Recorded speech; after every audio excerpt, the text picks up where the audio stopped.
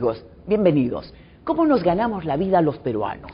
En lo más alto de nuestros anhelos está conseguir un buen trabajo, tener un empleo y con esto cubrir nuestras necesidades, realizarnos y ojalá ahorrar y pagar nuestros impuestos al fisco. Pero ¿es posible o nos está resultando muy difícil lograrlo? ¿Vemos las posibilidades los peruanos o no las vemos? Vamos a conversar sobre esto, abriendo caminos, mirando las posibilidades, con Francisco Sagasti, director de Agenda Perú y autor de esta idea, y con Rafa León, escritor y periodista conocedor del Perú profundo. Francisco. Como hemos visto en los programas anteriores, durante los próximos años vamos a tener muchísimos más peruanos en edad de trabajar. Como dice Zenaida, ¿podrán todos conseguir empleo? En la actualidad el 70% de los peruanos se genera su propio puesto de trabajo y este va a ser un desafío muy grande para los próximos años. Hace 5.000 años los peruanos conseguimos construir la civilización más antigua de América en Caral. Esa civilización se basaba en el trabajo socialmente estructurado. Bueno, después de 5.000 años, ¿qué ha pasado? ¿Qué hemos perdido? ¿La capacidad de trabajar o la capacidad de organizarnos? ¿Qué hemos perdido? ¿Por dónde está el desafío? Vamos a ver qué dicen quienes están trabajando el tema. Todo peruano debería poder realizarse en su trabajo, lo cual implica que uno tenga una mínima posibilidad de elegir. Bueno, el principal problema en el Perú es el subempleo. Muchas personas piensan que quizás por dedicarse al trabajo pueden descuidar el estudio, ¿no? Que deben dedicarse más al estudio. Pero eso es mentira, porque habemos muchos chicos que con el trabajo ganamos mucha experiencia. El ahorro no es una cuestión que se la podemos dejar a terceros, es decir, que ahorre el que pueda o el que tenga. Yo creo que el ahorro tiene que ser un elemento consustancial a los peruanos. Tocar el tema tributario es tocar el ingreso de alguien, a favor o en contra. La estabilidad macroeconómica es importantísima, es fundamental, pero no es suficiente. Y bien, ¿cómo se gana la gente la vida? Se lo preguntamos. Fuimos a la calle. Aquí está. Soy comerciante. Bueno, soy docente. Bueno, yo soy promotor deportivo. Soy abogado. Trabajo en diseño gráfico. Bueno, yo soy docente de música. Bueno, yo soy técnico de contabilidad. O sea, yo soy ilustrador de calzado.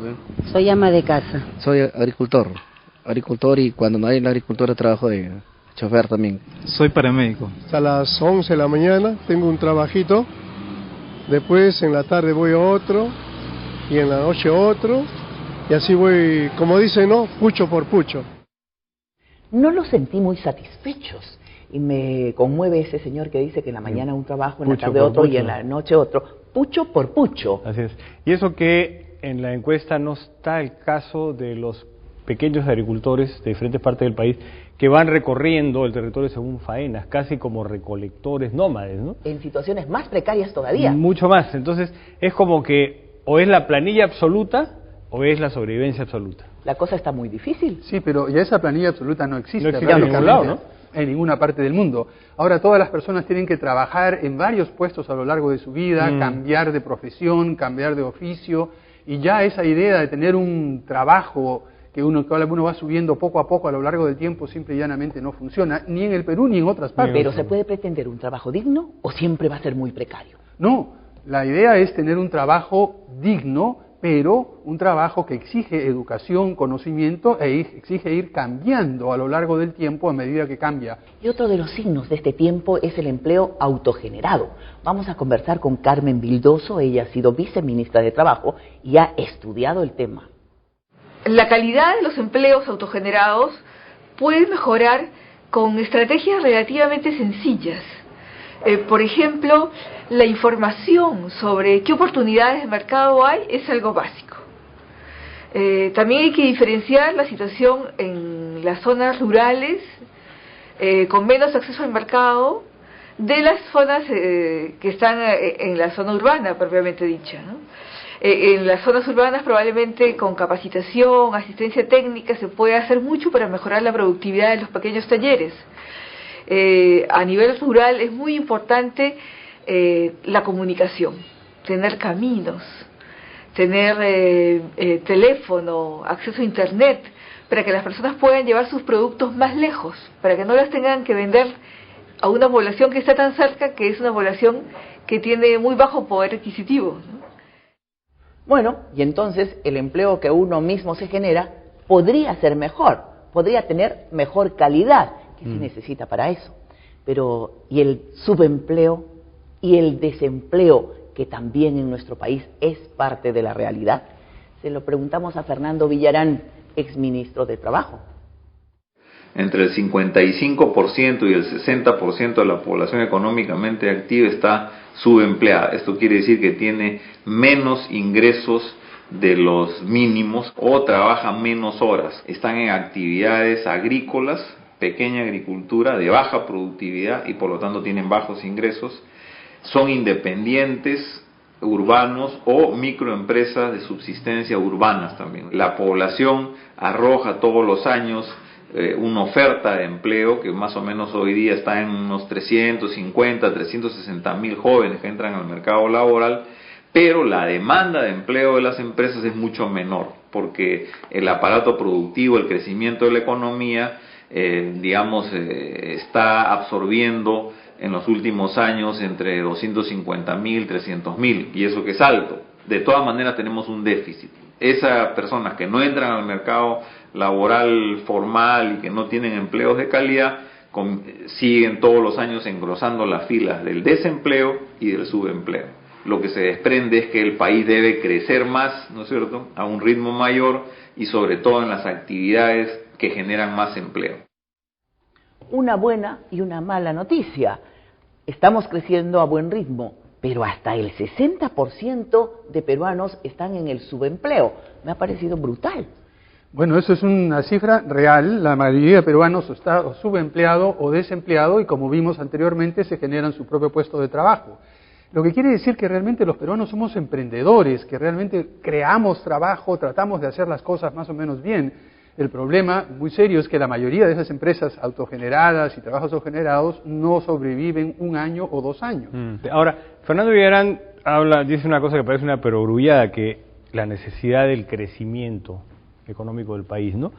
Sin embargo, uno se pregunta de qué modelo de crecimiento estamos hablando. Desde hace varios años el país crece económicamente de manera sostenida, sin embargo no se produce eso que suena bastante cínico, que es el chorreo famoso, ¿no?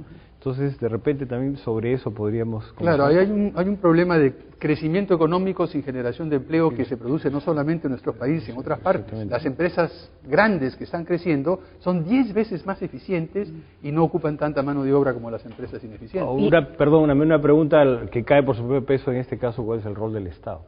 Bueno, vamos a hablar sobre eso, pero en la parte más dramática todavía está el trabajo de los niños y adolescentes. Siempre se ha sabido que es malo que los niños trabajen, pero hay niños trabajando, es parte de nuestra realidad. Nosotros en nuestro recorrido hemos encontrado además a niños extraordinarios. Uno de ellos es Franklin Sales, en Sullana, en Piura. Lo vemos. A ver, yo empecé a trabajar desde el año 2000, 2001, algo así, vendiendo dulces y pan. Cuando tenías 10 años, 9 años, más o menos, algo así. Entrevistamos a chicos que quieran participar, ¿no? Que quieran participar, que estén interesados con nuestro servicio que nosotros les brindamos, ¿no? Y bueno, de allí nosotros capacitamos a ellos y también capacitamos a adultos que quieran acompañarlos, pero sin recibir nada a cambio, ¿no? O sea que le prestan el dinero a los chicos y los adultos los acompañan, claro, los son apoyan. Sus colaboradores. Son sus colaboradores. No, y también conversamos con los padres. O sea que es toda la familia la que trabaja en esto y apoya a los chicos en este proceso. ¿Y qué resultados han tenido? Fuimos el primer programa, tuvimos 24 planes de negocio, 4 colectivos y 20 individuales, y todos los chicos devolvieron. Fue una experiencia muy exitosa. Tú estudias, tú trabajas, tú diriges este programa de microcrédito, eres líder. ¿Tienes tiempo para jugar? Sí, por ejemplo los domingos en las tardes tengo tiempo para jugar, a veces en las mañanas también salgo con mi hermano a jugar, ¿no? O sea que tienes una vida completa haciendo de todo un poco. Sí. ¿Qué pensar de los niños que trabajan? ¿Bien o mal? ¿Qué dice Carmen Vildoso? ¿Qué pensar de esa situación de los niños que trabajan? Creo que no se puede dar una respuesta en blanco y negro. Lo que hay que evitar es condiciones de trabajo que impidan que el niño pueda estudiar, y erradicar definitivamente el trabajo que ponga en riesgo su vida. Pero sí darle toda la facilidad al niño que trabaja en condiciones que son aceptables para su salud, para que ese trabajo sea un elemento de aprendizaje, no solamente una chambita con la cual se va a ganar unos cuantos soles, sino una experiencia sobre la base de la cual él puede aprender. Y la escuela debe ayudarle a reflexionar sobre esa experiencia de trabajo. Esa es una parte de la realidad del trabajo en el Perú, con sus luces y sus sombras. Nos guste o no nos guste, hay 2 millones de niños trabajadores en nuestro país. Y lo interesante es ver cómo empiezan a pensar en términos de planes de negocios, empiezan a pensar en cómo pagar sus deudas. Caramba, tengo esperanza de que esos sean los nuevos empresarios del futuro. Pero no dejan de ser chicos. Dice que tienen tiempo para jugar. Pero lo dicen tan seriamente pero a mí no que me queda una duda. A mí no me han parecido revejidos, la verdad. me transmite mucha confianza. Y digamos, escuchando a estos niños, uno se coloca frente a la discusión teórica entre abolir el trabajo infantil o considerarlo un derecho, no sé, me parece clave en el caso de estos chicos el hecho de que estén organizados. Creo que eso es lo que explica que estos chicos estén llevando las cosas con tanta claridad, están organizados. Que no es el caso del niño que tiene que salir de su casa a recursear como Ahora, sea. tampoco es la realidad de todos los chicos que trabajan en el país. Pero es que de repente, en lugar de pretender abolir, hay que buscar la organización. Y que no sufran, y que sigan siendo niños. Y que sigan educándose. Claro. Vamos a la pausa. Al retornar vamos a hablar de la informalidad. ¿Quién no sabe lo que es la informalidad en el Perú? Pero, ¿hasta dónde llega? Vamos a verlo.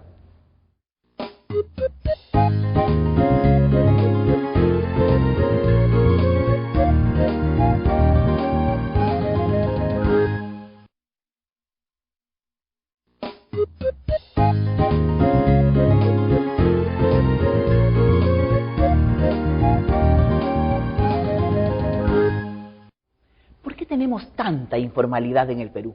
Por lo menos 2/3 partes de los trabajadores realizan su actividad en la informalidad. ¿Nos gusta la informalidad a los peruanos o no tenemos más remedio?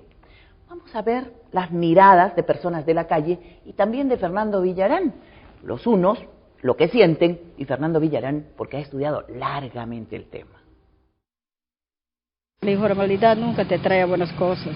Debe ser todo como debe la ley, como manda la ley. Es una alternativa más, ¿no? En el medio, porque no hay trabajo. Bueno, la informalidad es un sistema en el que vivimos nosotros que tiende a no desarrollarnos, ¿no? Siempre tiene que ser las cosas legales, ¿no? Estar de acuerdo a lo que manda la ley. La informalidad es de que el Perú no existe el Estado de Derecho correcto. No se hace uso de las leyes en este momento, no se cumplen las leyes. Informalidad, pues que todos hacen lo que quieren, pues no hay orden. Informalidad es toda aquella persona que actúa o realiza actos de comercio al margen de la ley.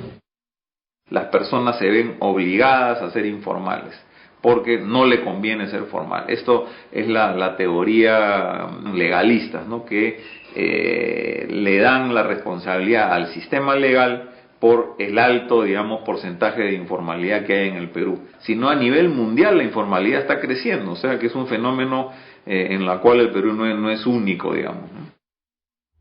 Y entonces a las personas no les conviene ser formales o se ven obligados a ser informales. A mí esto me hace acordar un poco al aula escolar. Si el 66% de los estudiantes de un aula, 2/3 de los estudiantes de un aula, sale jalao, el problema no está en los chicos, sino que el profesor, me da la impresión, ¿no?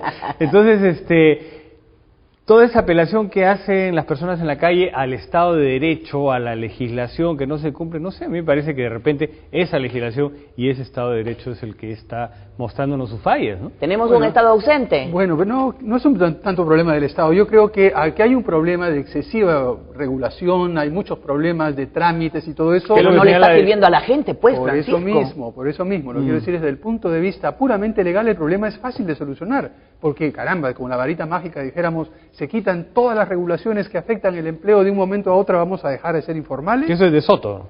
Claro. El problema no es solamente legal. Yo creo que el tratar de confundir informalidad con legalidad es un enfoque insuficiente. La informalidad también se produce por poca productividad, porque no hay tecnología, porque no hay conocimiento y porque la gente ni siquiera sabe cuánto le cuesta producir algo o no. Entonces tenemos que tener un enfoque Entonces no le hace diferencia ser formal o informal. Claro. En cambio, si tú para ser formal, por ejemplo, podrías acceder al crédito. Acceder al crédito, tener capacitación, tener información, todo eso, conviene ser formal. Eso. No hemos hecho eso todavía.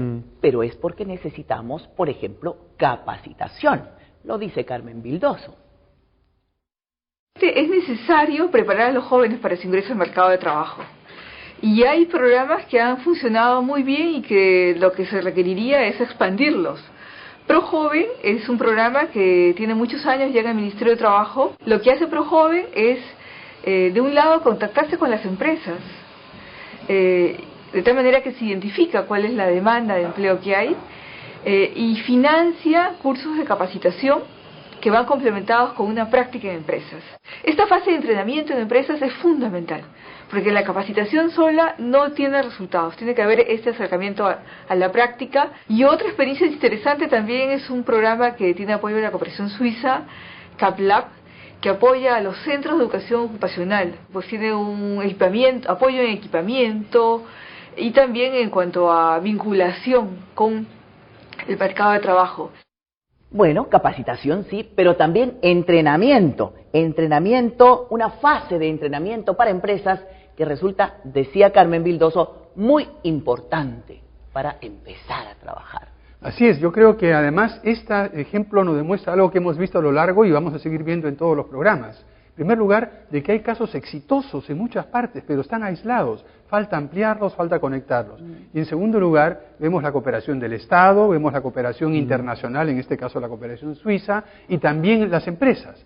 Articular Estado, sociedad civil, cooperación y empresas, y generalizar los ejemplos. Por eso yo sí creo, Francisco, que acá hay un asunto también de reforma del Estado que es esencial. De hecho. Y lo vamos a ver en alguno de los otros programas. Mientras tanto, hay gente intentando hacer su empresa de la mejor manera. En el Cusco encontramos a un muchacho maletero, ¿no? El gran Justino. ¿Lo vemos? ¿Cómo es el vínculo con las agencias de viajes? ¿Ustedes tratan con ellas, tienen acuerdos?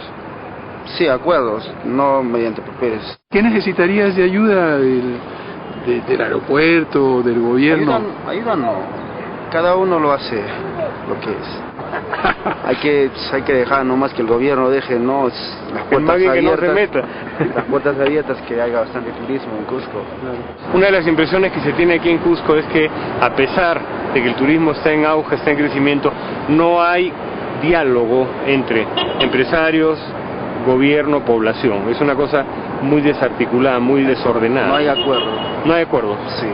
Es por ello es problema, siempre está viendo desde los años anteriores. Pero tú has estudiado turismo. Sí. ¿Y qué proyección tienes con esa carrera? Trabajar con mi empresa, si quiero unos 2 años más, después retirarme a trabajar con el programa, lo que es turismo. ¿Y haciendo qué cosa específicamente dentro de turismo? Guía, más que todo. Guiado. ¿Tú crees que tu sueño se va a cumplir? Eso espero, porque yo tengo que luchar por eso. Pero conozco a Justino desde hace mucho tiempo, desde cuando él y los otros maleteros del aeropuerto de Cusco, que trabajaban individualmente, se arranchaban a los turistas por la propina.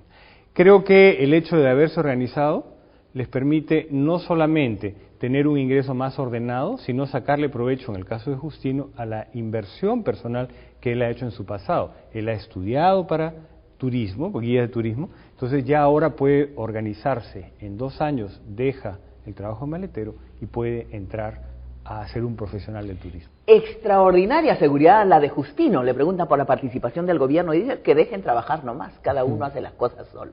Y de Cusco nos vamos hasta Piura. Vamos a encontrar a Marta Sosa, es una extraordinaria tejedora de sombreros de paja toquilla. Somos 150 mujeres que nos dedicamos a trabajar estos sombreros como son hechos a mano. Bueno, los aprendimos de las abuelitas, de las mamás. Esta es una generación que viene de los antepasados, de generación en generación, y de esa manera nosotros, los abuelos, nos dejaron esta enseñanza y nosotros seguimos enseñándole a los hijos. El alcalde de aquí de la municipalidad de Piura nos hace llegar cartitas y nos invita a sus ferias que hace. Entonces nosotros como mujeres nos acercamos y exponemos los productos. Mire, nosotros la materia prima lo compramos en Catacaos a los intermediarios, a las señoras que traen de la selva peruana, y acá lo procesan y ellos nos venden. Bueno, los estamos exportando para Estados Unidos. Muchísimas gracias, realmente la felicito por este extraordinario trabajo. Y si me permitan probarme este sombrero, realmente decirles a todos ustedes que estamos viendo un caso en el cual, a través del apoyo que da una organización pública como la municipalidad, es posible conectar desde el interior de nuestro país, en la selva peruana, al extraordinario trabajo que vienen haciendo estas mujeres a mano, en la cual, como ella decía, simple y llanamente no creen que es un trabajo hecho a mano porque es tan fino, y al mismo tiempo proyectar eso hacia el exterior. Te quedaba muy bien el sombrero, y finísimo además. Así es, pero lo importante es ver qué cosa es lo que ha sucedido, qué pasó con estas tejedoras. Ahora, perdóneme, ¿a ustedes les suena algo el apellido Romero asociado al capital en el Perú? Pero lógico, el Grupo Romero es uno de los más grandes. No estoy demasiado seguro si era el abuelo o el bisabuelo, es probable que haya sido el abuelo, el primer Romero del campo que viene a Catacaos. Ajá. Se dedicaba, como la señora Sosa, exactamente a eso, con un mercado muy reducido, local, solo que se aprovecha la oportunidad del boom del Panama Hat. Ajá, claro. Y bueno, ¿Tú sabemos crees que a tejer sombreros llegaría a banquera? Anda a traer la paja toquilla. No, y lo importante ¡Qué interesante! No, y lo importante es no quedarse en la cosa chica, caramba. Claro, todo microempresario puede terminar, o pequeño empresario puede terminar realmente siendo un gran capitalista, como tenemos algunos ejemplos en nuestro país. Pero la microempresa es una gran empresa, o puede serlo realmente. Vamos a ver qué dice Fernando Villarán. Siempre cuando se habla del Perú o de cualquier otro país, se miden cuáles son sus recursos naturales, cuáles son sus recursos humanos, ¿no es cierto?, las condiciones de infraestructura, si hay servicios financieros, si hay un clima de negocio, en fin, ese es un poco el panorama, pero normalmente no se mide lo que yo llamo una energía empresarial popular, que en el Perú es muy grande. O sea, creo que ese es el principal recurso del Perú. Y no lo estamos usando, no lo está viendo ni el Estado, ni las grandes empresas, y los propios empresarios del sector también no tienen, digamos, las herramientas como para saber que ellos mismos, si se unifican con otros, si cooperan con otros, si se articulan con grandes empresas, pueden no solamente resolver su situación personal y familiar, sino también convertirse en una palanca de desarrollo local, regional y nacional. Acaba de decir algo muy importante, que hay una energía empresarial popular que no está siendo adecuadamente aprovechada. Así es, pero no exageremos tampoco. Yo creo que se está mistificando lo que es la microempresa. En muchos casos la microempresa simplemente es un mecanismo de autoexplotación familiar, de uno mismo que se trabaja muchas horas y que simplemente se sobrevive, y más que una empresa, es un mecanismo de supervivencia. ¿Y dónde está el Estado para trabajar eso y para articular? Sí. Y yo creo que para una cosa adicional, para que no se sienta que el éxito de una microempresa es una cosa que cae del cielo. La señora Charito en Supe tiene un restaurante que lo ha tenido de toda su vida. De pronto, Agrocasa compra un fondo y la señora ha pasado de hacer menú para muy poca gente a hacer 400 almuerzos diarios. ¿Se sacó la lotería? No, ella estuvo detrás de la llegada de esos nuevos inversionistas. Bueno, está bien. Vámonos a la pausa. Al retornar vamos a hablar sobre las condiciones de producción y también sobre el ahorro, que es tan importante para el desarrollo de un país. No hay un país que crezca si no ha aprendido a ahorrar eficientemente y, por supuesto, a pagar sus tributos.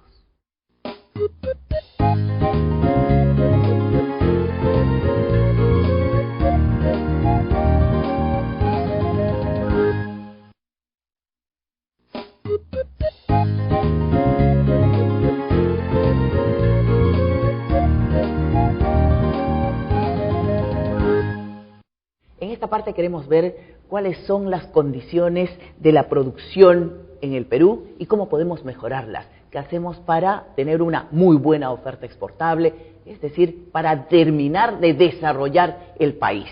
Le preguntamos a Javier Abugataz, ex viceministro de Economía, ¿qué se necesita? Creo que nos falta mucho por aprender en la parte productiva, de producción, productividad y ahorro. Y eso exige estar mirando el total de componentes que generan las condiciones para producción y ver cómo bajamos los costos de transacción en todo, que van o no a generar las condiciones para inversión. El déficit social actual lo separaría en dos. El déficit de capacidad de consumo de las familias debido a un empleo inadecuado, y eso no lo va a arreglar el sector público. Eso tiene que ser mejoras de competitividad, condiciones, bajar costos en la economía, para que las empresas puedan producir mejor, para que las utilidades sean mayores y para que las remuneraciones sean mayores. Es un lado del tema. Con un crecimiento regular de la economía, yo sí creo que los ingresos fiscales serían suficientes para cubrir estos servicios sociales que tienen que estar a cargo del Estado. Para empezar, nos falta mejorar la competitividad. Correcto, pero para hacer eso yo creo que nos recuerda Javier Abugataz de que no hay una solución mágica, de que no hay una sola cosa que se puede hacer. Se requieren muchas cosas que al final aumentan la competitividad, nos permiten generar más empleo, permiten reducir la informalidad, pero basta de seguir buscando soluciones mágicas. Eso de un lado. Y otro lado, él toca lateralmente el asunto de la estabilidad jurídica, porque no estamos acostumbrados a pensar que un país menos corrupto es más competitivo. La corrupción la tenemos casi incorporada en nuestro ADN, ¿no? No estoy de acuerdo. Me revelo. Pero mira las encuestas anuales que se hacen sobre corrupción. Igual, no puede ser. Pero sabemos que la corrupción es contraproducente. Exactamente. Así como no ahorrar. Si no ahorramos, no llegamos nunca a buen puerto, a buen fin. ¿Qué dice la gente sobre esto? ¿Se puede o no se puede ahorrar? Claro, es muy importante, pero en estos tiempos ya no es posible ahorrar, ¿no? Siempre te salva de alguna necesidad, de alguna emergencia, de alguna urgencia que tienes a veces en casa. No, en esos momentos no se puede ahorrar, ¿no? Porque todo lo que uno trabaja sale más que nada para vivir en el momento. Claro que sí, porque ponte que puede haber de aquí adelante un accidente, algo, una enfermedad, entonces si tienes un ahorro, tienes cómo curarte. Es importante ahorrar, sí, para el futuro. Más cuando hay juventud, siempre debe tener unos ahorritos. Los viejos ya hay que guardar para pan, para mayo. Sí, se puede ahorrar, pero depende del trabajo que se tiene. No se puede ahorrar, han dicho algunos. Llegamos tan a las justas al mes que no se puede ahorrar ni un centavo o no se hace el esfuerzo. Ahora, a mí me pareció bien interesante los porqués ahorrar en la encuesta, ¿no? En general se habla de emergencias y de guardar pan para mayo, pero no se habla de capitalizarse para invertir, por ejemplo, ¿no? Y además se habla de emergencias y de futuro como si no existieran los seguros de salud ni las AFP, ¿no? Quiere decir que pues es muy, muy precaria la relación con nuestro propio ingreso, ¿no? Sí, yo creo que no hay una conciencia de por qué es importante y qué se puede hacer con el ahorro, ¿no? Yo creo que se puede no solamente invertir, tener un seguro, se puede realmente hacer frente a gastos inesperados. Oye, disfrutar. Y uno de los problemas también es que no creemos en el ahorro. Por ejemplo, en el sistema. Llamamos a un banco y los intereses pasivos son muy chiquititos. Nuestro dinero casi no gana nada. Si nos descuidamos va perdiendo. Bueno, le vamos a preguntar. No, y si nos descuidamos el gobierno puede crear un impuesto al ahorro. No, pero aún así, aparte de ahorrar en un banco, la práctica debe ser de enseñarle a los chicos, y eso es lo que he hecho yo con mis hijos, que ahorran aunque sea un sol por semana, un sol por mes. ¿Cómo pensarán los banqueros? Vamos con Ramón Barúa. Él es vicepresidente de Intercorp. Todos tenemos que ahorrar, todos tenemos que hacer el esfuerzo de consumir o de invertir nuestros recursos, digamos, siempre dejando un colchoncito para poder ahorrar, en forma tal de que podamos ir maximizando nuestro ahorro, que no es otra cosa que posponer el consumo presente en aras de tener o de asegurarnos un futuro mejor. Lo que hacemos los banqueros es, actuamos como intermediadores de todos aquellos empresarios que requieren de esos recursos para aplicarlos en sus proyectos, que a criterio de cada una de las instituciones, dependiendo de cada una de ellas, los asigna con mayor o menor riesgo, digamos, para ir creando nuevamente fuentes de riqueza que les permitan recuperar el dinero, darle un premio al ahorrista y evidentemente tener una comisión que nos permita a nosotros sobrevivir como institución. Yo creo que el sistema financiero peruano está cada vez más fuerte y más sólido. Tenemos una supervisión que es reconocida por el Banco Mundial como una de las mejores del mundo. Tenemos no solamente los bancos y las financieras, tenemos las cajas rurales. Las cajas municipales, las cajas municipales están haciendo competencia a los bancos. Exactamente, y enhorabuena.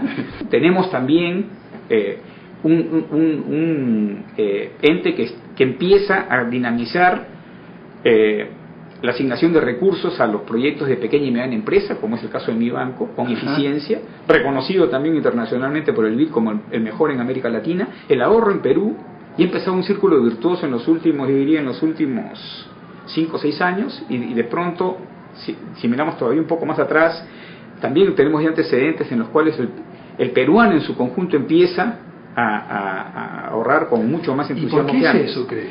Yo creo que es por una mayor confianza en el sistema financiero, por una toma de conciencia de que realmente amerita el esfuerzo de posponer el consumo para generar un mejor escenario futuro, y creo también porque de alguna manera vamos mejorando el nivel de ingresos que va teniendo las economías familiares.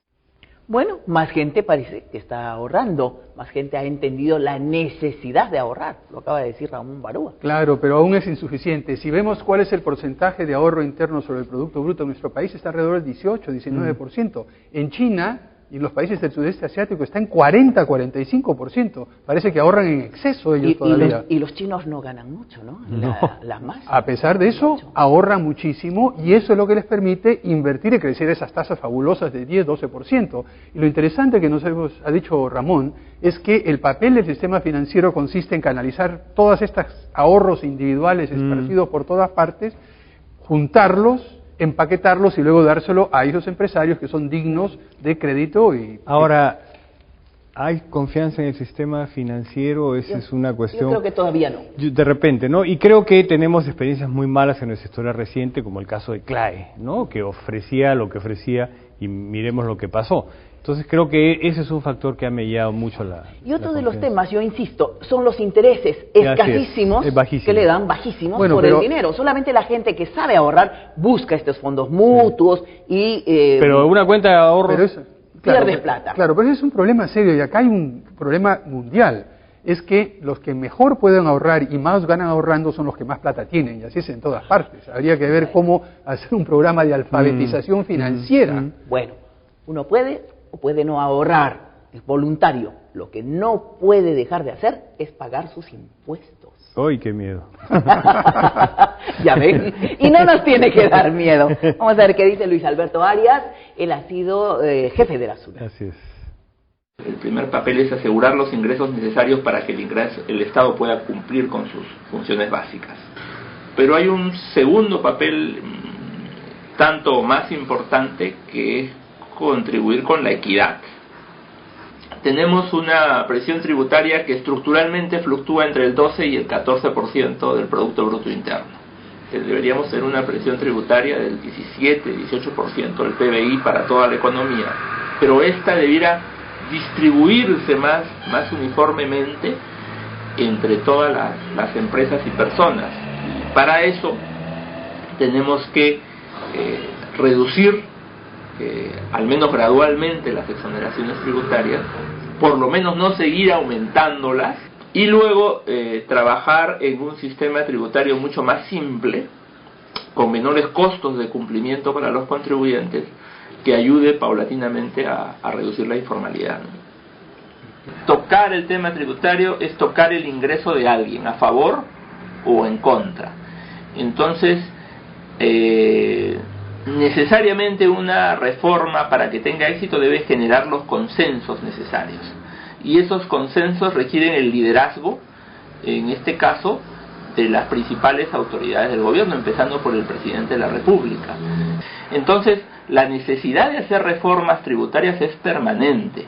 Un pacto fiscal tiene que ver además con una distribución de responsabilidades entre el gobierno y entre los ciudadanos, ¿no? El gobierno brindando servicios adecuados, de calidad, y los ciudadanos contribuyendo con los recursos necesarios para que esos servicios se brinden adecuadamente. Estoy absolutamente de acuerdo. Necesitamos un programa, un sistema mucho más simple, pero que convoque a todos. Todos tenemos que pagar impuestos. Arias habla de consenso. Yo creo que el tema tributario también evidencia la desconexión que hay entre el Estado y el ciudadano. Sabemos que tenemos que pagar nuestros impuestos, pero somos frente a eso completamente pasivos. Yo recuerdo, por ejemplo, la ciudad de Guayaquil, que era una ciudad que estaba echada a perder, se ha levantado de una forma absolutamente espléndida porque el guayaquileño tuvo la opción de destinar un porcentaje de su impuesto a la renta a la reconstrucción de la ciudad, y es así que se financia. Una de las cosas que queda clara de lo que nos dice Lucho Arias, ¿no? La reforma tributaria no es una cosa de un día, es una tarea permanente. Que además debe ser exacto, constante. Continua, porque a medida que uno va avanzando y va cambiando el sistema tributario, lo va simplificando, siempre hay algo que se va colando que te lo va haciendo más complejo.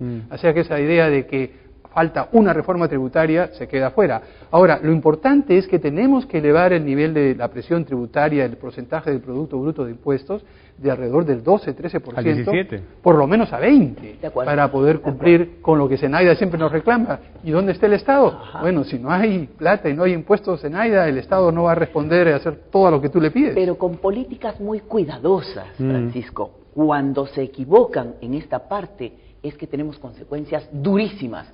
¿Te acuerdas de la hiperinflación? Ah, caramba. Mejor vámonos a la pausa, hablamos al retornar.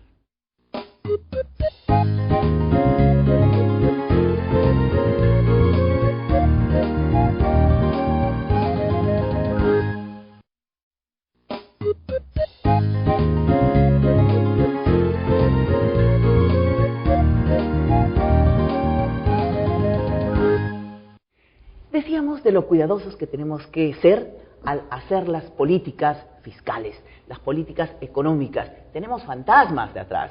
El de la hiperinflación es uno. Pero, perdón, Zenaida, hemos empezado este programa preguntándonos cómo nos ganamos la vida los peruanos. ¿Qué hacemos hablando de hiperinflación? Yo soy un humanista de estas cosas, no entiendo mucho. No, pero eso es muy importante, Rafa, eso es muy importante. ¿De qué te sirve tener empleo, ganar bien?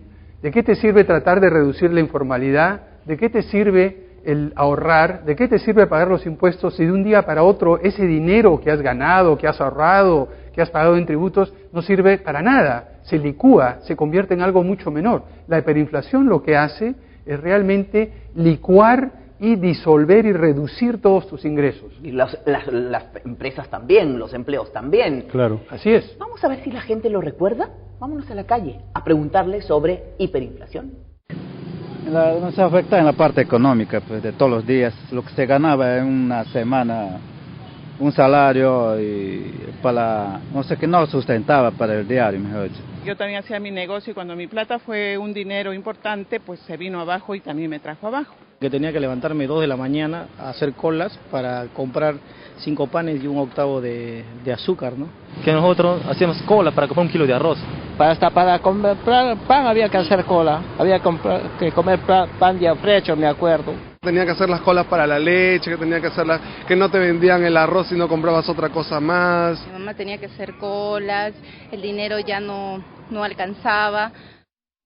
Bueno, Rafa, ya has visto que la gente sí sabe lo que es la hiperinflación. Ya la recuerda clarísimamente. Sí, completamente de acuerdo. Ahora, cuando tú ves ese recuerdo tan vivido, también entiendes por qué hay desconfianza respecto del Estado y por qué hay la predominancia de la informalidad derivada de esa desconfianza. No, pero mira, hay cosas importantes que mencionar. En la época que tuvimos la hiperinflación no éramos los únicos. En varias partes de América Latina, yo creo que ha habido un aprendizaje colectivo, lo hemos aprendido en nuestro país y lo hemos aprendido en toda la región, que la disciplina, la sensatez macroeconómica es absolutamente esencial para poder desarrollarnos, para poder realmente hacer que el ahorro, la inversión y todo nuestro dinero valga algo. Pero Francisco, ahora tenemos una preocupación, creo yo, a la inversa.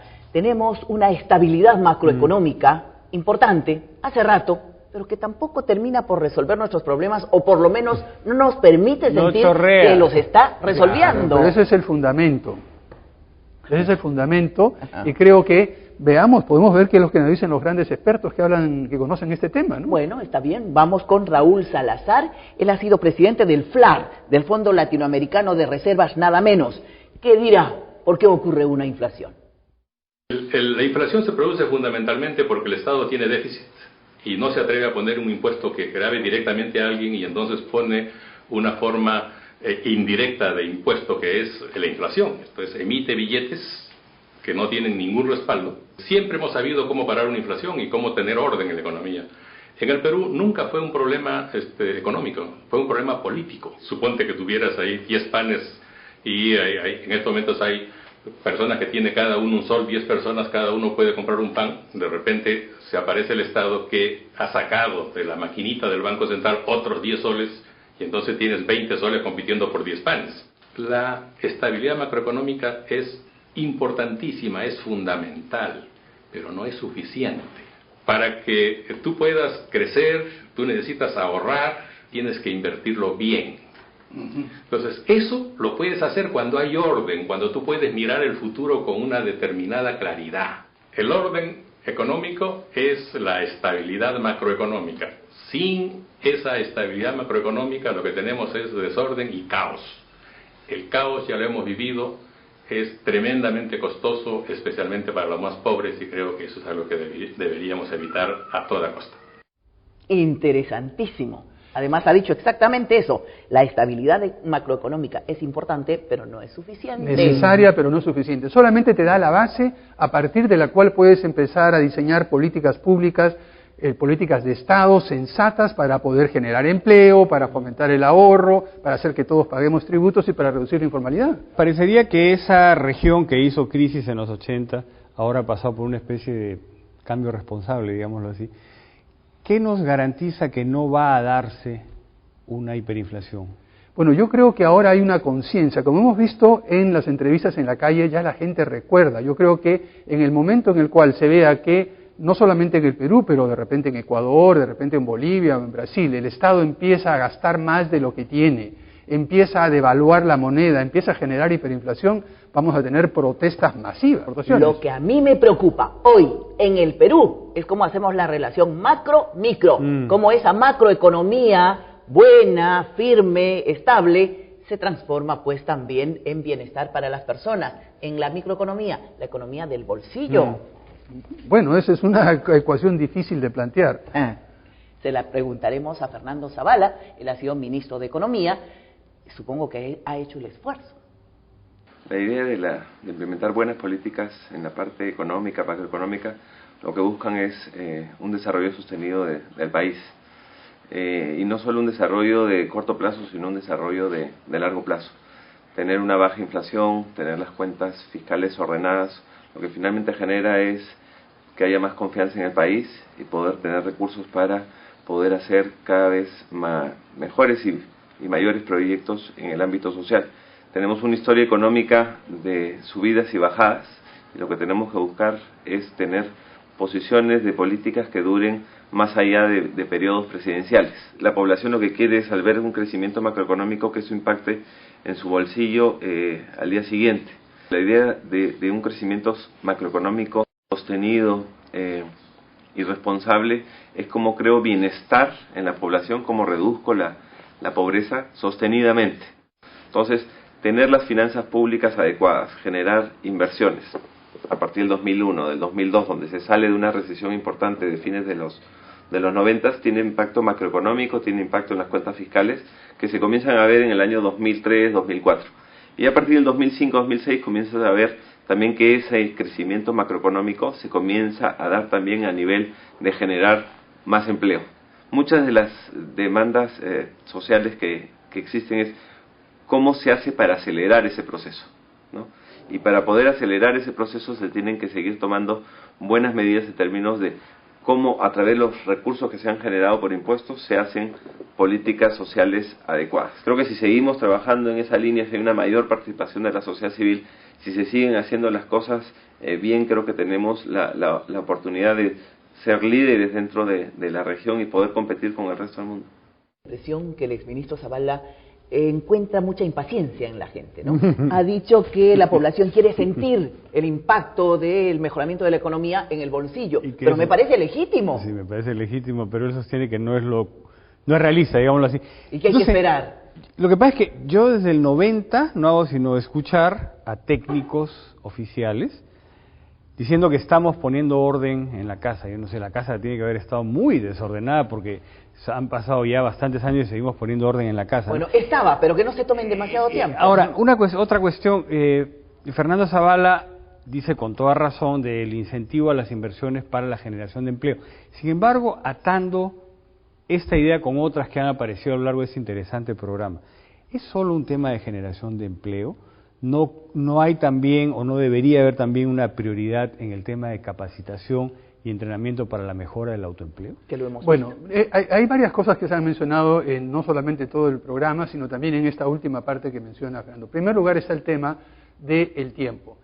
Aquí queremos gratificación instantánea, así como somos la sociedad Nescafé, por decirlo así. Queremos todas las cosas pero al llevamos momento. esperando mucho tiempo. Poco Estoy a de poco. acuerdo con Rafa. Eso toma tiempo, pero aún así... ¿Nos va a tomar toda la vida? No toda la vida. Lo que pasa es que no hemos mantenido la continuidad de políticas y además algunas mejoras en política económica las borramos con corrupción y con toda esa corruptola durante... O sea que lo que se hacía bien por un lado se deshacía por otro. Hay que hacer bien en todos los frentes. De acuerdo, Francisco, pero siento que lo que conseguimos es poquito, es escaso.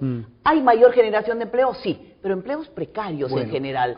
Entonces parece ser que la vida va a seguir siendo difícil siempre. No necesariamente. En primer lugar, tenemos un déficit social acumulado, necesidades de empleo, de salud, de vivienda.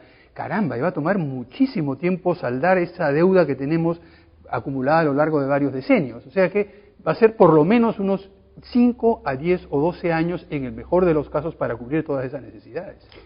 Yo simplemente recuerdo que hace 5.000 años se construyó una civilización cimentada en el trabajo estructurado. ¿Quieres que esperemos 5.000 años? No.